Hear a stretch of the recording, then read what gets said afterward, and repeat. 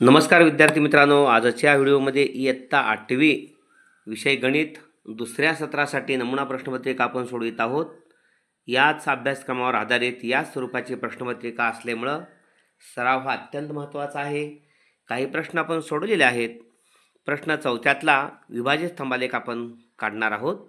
प्रश्न दुसरा, रोजगार हमी योजनेखाली चौथ्या प्रश्नाचा दुसरा उपप्रश्न, रोजगार हमी योजनेखाली ABCD या गावामध्ये सुरू असलेल्या कामावरील पुरुष आणि स्त्री कामगारांची संख्या पुढील सारणी दिली आहे, ही माहिती विभाजित स्तंभालेखाने दाखवा।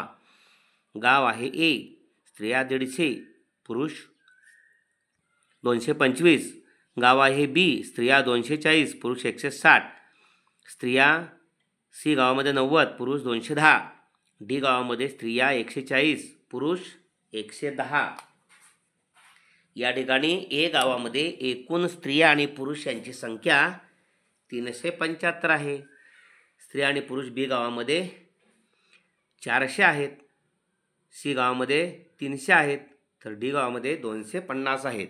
नवीन कॉलम या ठिकाणी घ्यायला एकूणचा, एकूण 375, एकूण 400, एकूण 300 C गावामध्ये आणि D गावामध्ये 250।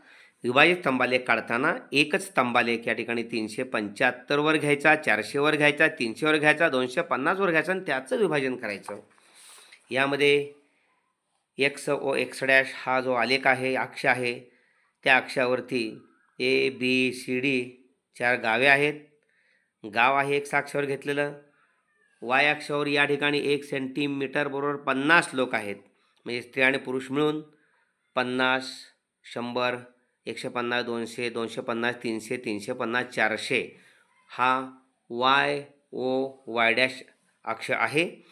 आणि मग A गावामध्ये एकूण 375 स्त्रिया पुरुष आहेत, म्हणून 350च्या वर 5 लहान घरं, कारण 10 मिलीमीटर म्हणजे 50, 1 मिलीमीटर म्हणजे 5, ओके।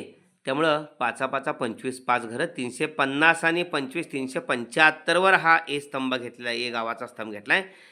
375 मध्ये 150 स्त्रिया आहेत, 150 स्त्रिया या ठिकाणी स्त्रिया या ब्लॉकमध्ये अशा त्रिप्या दाखवल्या आहेत आणि पुरुष असे त्रिप्ये दाखवले आहेत। या स्त्रिया आहेत या गावामधल्या 150 आणि उर्वरित मग 225 पुरुष आहेत। अशा पद्धतीनं विभाजन झालं 375चं, 150 स्त्रिया आणि 225 पुरुष, म्हणून याला विभाजित स्तंभालेख म्हणायचं। B या गावामध्ये एकूण 400 पुरुष आणि स्त्रिया आहेत, 240 स्त्रिया आणि 160 पुरुष। B या गावामधला स्तंभ आहे तो 400 वर घेतलेला आहे। आणि मग B या गावामध्ये या ठिकाणी 240 स्त्रिया, 200 आणि 8 घरं, 45 तिरप्या रेषा अशा दाखवल्या स्त्रियांसाठी आणि वरती पुरुष राहिलेले आहेत। एकूण 400 वर घेतलेलं आहे। 400चं विभाजन आहे या ठिकाणी 240 स्त्रिया आणि पुरुष 160, ओके। C गावामध्ये एकूण 300 पुरुष स्त्री आहेत, त्यामध्ये 90 स्त्री आहेत, उर्वरित 210 पुरुष आहेत, म्हणून C गावाचा स्तंभ 300 वर घेतलेला आहे। 90 या ठिकाणी 50 झाल्यानंतर 8 घरं, 45, 40, 50 आणि 40, 90 उर्वरित पुरुष आहेत, म्हणून या ठिकाणी C हा स्तंभ 300 वर घेतलेला आहे। 300चं विभाजन झालं 90 आणि 210। D या गावामध्ये 250 एकूण आहेत, त्यामध्ये 140 स्त्रिया आणि 110 पुरुष आहेत। 250 वरती हा स्तंभ घेतलेला आहे। 250 मध्ये 140 या ठिकाणी स्त्रिया आहेत आणि उर्वरित पुरुष आहेत, तिरप्या रेषा आहेत अशा पुरुषांसाठी, स्त्रियांच्यासाठी, आणि अशा आहेत ते पुरुष आहेत, ओके। अशा पद्धतीनं हा विभाजित स्तंभालेख आपण काढलेला आहे। आपण याचा सराव करावा। पुढचा प्रश्न, एका नाट्यगृहावर नाटकाची ₹200 दराची व ₹100 दराची काही तिकिटे विकली। ₹200 दराची तिकिटांची संख्या 100 रुपये तिकिटांच्या संख्येपेक्षा 20 तिकिटे जास्त खपली, तर दोन्ही प्रकारचे तिकीट विक्रेतून नाट्यगृहाला 37,000 रुपये मिळाले, तर 100 रुपयाची किती तिकिटे विकली गेली? या ठिकाणी 100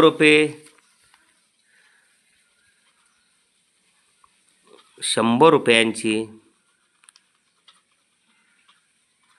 X तिकिटे खपली असे मानू। म्हणून 200 रुपयाची त्यापेक्षा 20ने जास्त आहेत. 200 रुपयांची x अधिक 20 तिकिटे खपली. ओके. आता म्हणून प्रश्नावरून 100 रुपयाची 100 तिकिटे म्हणजे 100 गुणिले x आणि 200 रुपयाची 1 अधिक 20 तिकिटे म्हणजे 200 कंसात 1 अधिक 20 आणि मिळून या ठिकाणी 37,000 रुपये मिळतात. 37,000 रुपये मिळतात.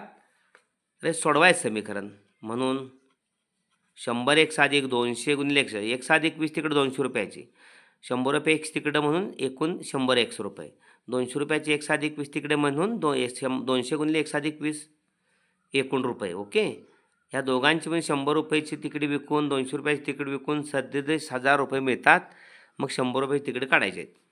100 x अधिक 200 गुणिले x कंस सोडवायचं 200 x अधिक 200 गुणिले 20 बेदुनी 4 4 वर या ठिकाणी 3 शून्य बेदुनी 4 1 2 3 शून्य बरोबर 37,000. 100 x आणि 200 x 300 x बरोबर 37,000 वजा 4,000 ह्या 3 शून्य तशाच 37 मधनं 4 गेले 33 उरले बरोबर मागं 300 x बरोबर या ठिकाणी हे 33,000 भागिले 300 पलीकडे जाऊन 300 भागिले होणार गुणिले x ला आहे ते ह्या 2 शून्य गेल्या त्यामुळे x बरोबर 330. त्यामुळे 100 रुपयाची आपण x तिकडे खपली असे मांडलेत. 100 रुपयाची 330 तिकिटे खपली. ओके. अशा पद्धतीनं हा प्रश्न 4 गुणांचा आहे. ओके. सो सॉरी या ठिकाणी 3 भागात व्हायचं आहे. 3 एके 3 3 एके 3 3 एके 3 3 शून्य शून्य 110. So sorry. ओके. 110 3 भागात व्हायचं राहून गेलो नजर चुकीनं. 100 रुपयाची 110 तिकिटे खपली. ओके. तळा करून पहा. 100 रुपयाची 110 तिकिटे म्हणजे 11,000 रुपये आणि 110 त्याच्यापेक्षा 20 जास्त तिकिटे आहे 200 रुपयाची 110 आणि 20 130 130 गुणिले 200 त्यावर 26,000 26,000 आणि 11,000 37,000. ओके. बरोबर आहे. त्यामुळे 100 रुपयाची 110 तिकिटे खपली. प्रश्न 6वा आहे 5 गुणांचा.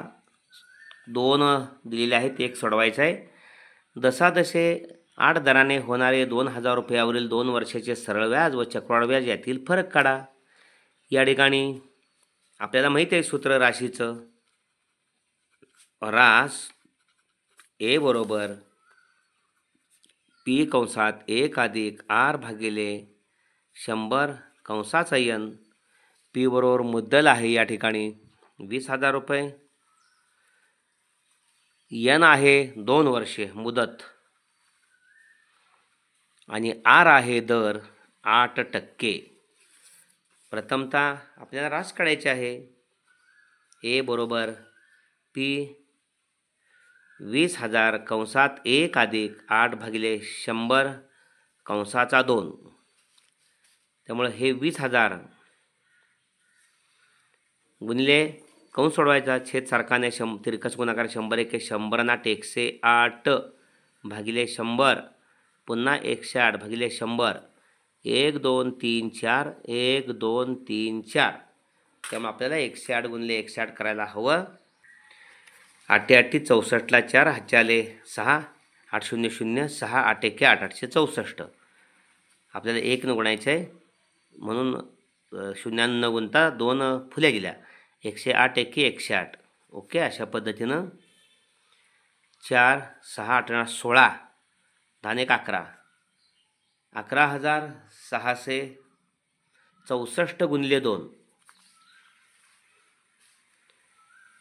बेचोक 8 बेसक्क 12 बेसक्क 12 ने 13 11 22 ने 23 23,328. 23,328 रुपये ही रास आली.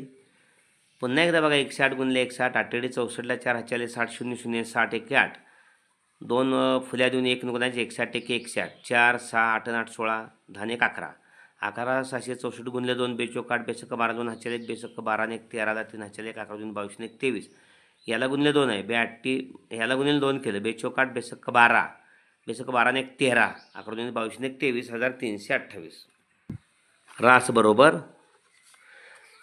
आपल्याला विचारलेलं आहे सरळ व्याज आणि चक्रवाढ व्याज. त्यामुळं चक्रवाढ व्याज बरोबर रास वजा मुद्दल. रास आहे 23,328 वजा मुद्दल 20,000 आहे. त्यामुळे 3,328 रुपये हे चक्रवाढ व्याज झालं. 23,328 मधून 20,000 गेले 3,328 चक्रवाढ व्याज. आता आपल्याला सरळ व्याज काढायचे आहे. सरळ व्याज बरोबर P गुणिले N गुणिले R भागिले 100. P आहे 20,000 गुणिले N 2 दर 8% भागिले 100. ह्या 2 शून्य गेल्या 8 दुनी 16 दुनी 32 आणि ह्या 2 शून्य 3,200 रुपये हे सरळ व्याज. त्यामुळे चक्रवाढ व्याज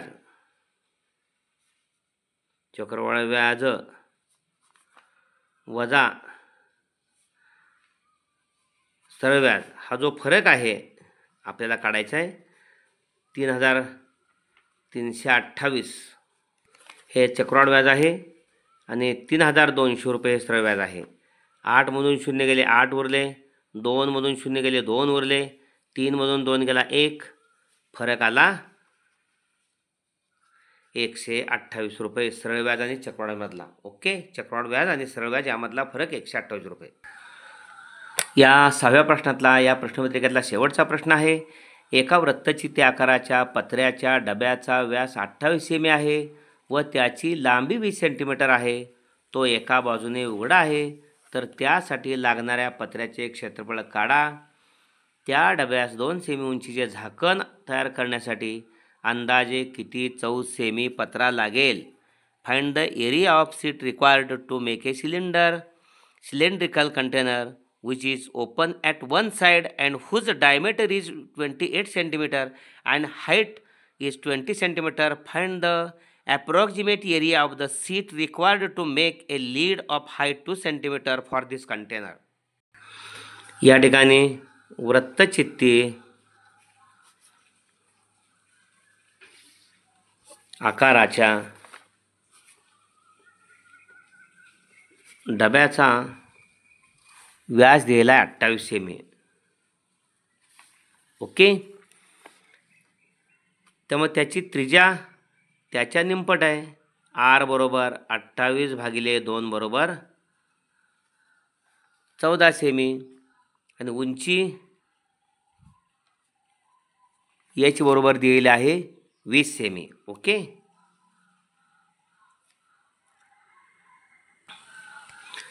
त्यासाठी लागणारा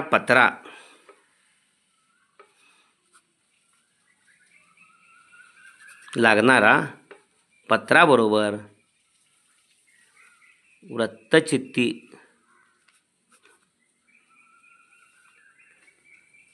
आकाराच्या डब्याचे वक्र पृष्ठफळ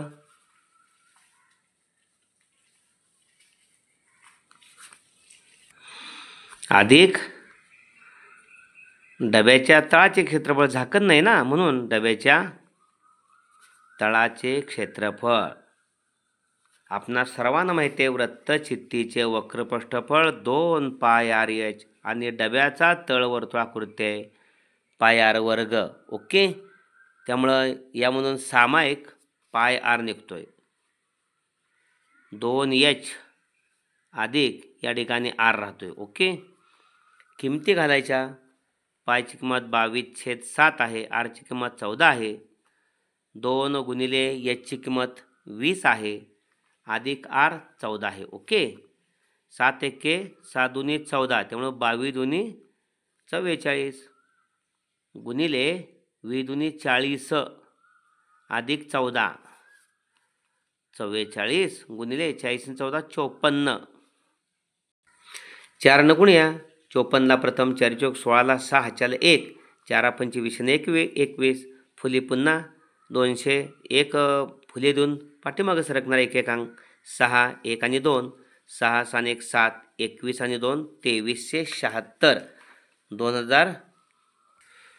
2376 चौसेमी पत्रा लागेल. ओके. आता या डब्यासाठी झाकण तयार करायचे आहे. या डब्यासाठी झाकण आहे, त्यासाठी लागणारा पत्रा. आता झाकण पत्रा टोपण समजा त्याचा आकार असा आहे, म्हणजे यालाही वरती हा भाग उघडा आहे, त्यामुळे तेच क्षेत्रफळ. ओके.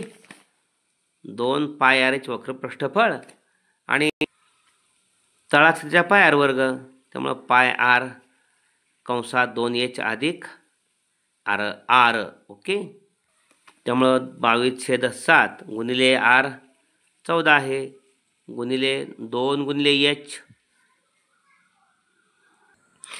या ठिकाणी पाय आर पायची किंमत 22/7 गुणिले आरची किंमत 14. त्रिज्या आपण बघितलेली आहे, व्यास 28 आहे, 14 त्रिज्या. 2 गुणिले h उंची 2 सेंटीमीटर आहे. त्या डब्याला जे झाकण आहे त्याची उंची 2 सेंटीमीटर आहे, म्हणून हे 2 गुणिले h 2 बेदून 4 आणि आर 14 आहे. बेदून 4 आणि 14 18 आणि बाहेर 7 न 14ला भागलं 22 44 गुणिले 18 14 18 18 चौक 72ला 2 हाच्याले 7 18 चौक 72 आणि 7 79 792 चौसेमी हे टोपणाचं म्हणजे टोपणाला लागणारा पत्रा. वृत्तचित्ती आकाराच्या डब्यासाठी लागणारा पत्रा 2376 चौसेमी आणि झाकणासाठी लागणारा पत्रा 792 चौसेमी. ओके. अशा पद्धतीनं ही प्रश्नपत्रिका पूर्ण झालेली आहे. आपल्या 8वीतल्या सर्व विद्यार्थी मित्रांना पाठवून द्वितीय सत्राची गुणवत्ता त्यांचीही वाढावी आपल्याबरोबर, या दृष्टीनं आपण त्यांनाही हा व्हिडिओ शेअर करा. व्हिडिओ आवडला असेल तर जरूर या ठिकाणी कमेंट बॉक्समध्ये त्या पद्धतीचे प्रोत्साहन द्या, म्हणजे आणखी आपल्यासाठी व्हिडिओ तयार करण्यासाठी अधिक उत्तेजन आणि ऊर्जा निर्माण होईल, यात काही शंका नाही. धन्यवाद मित्रांनो.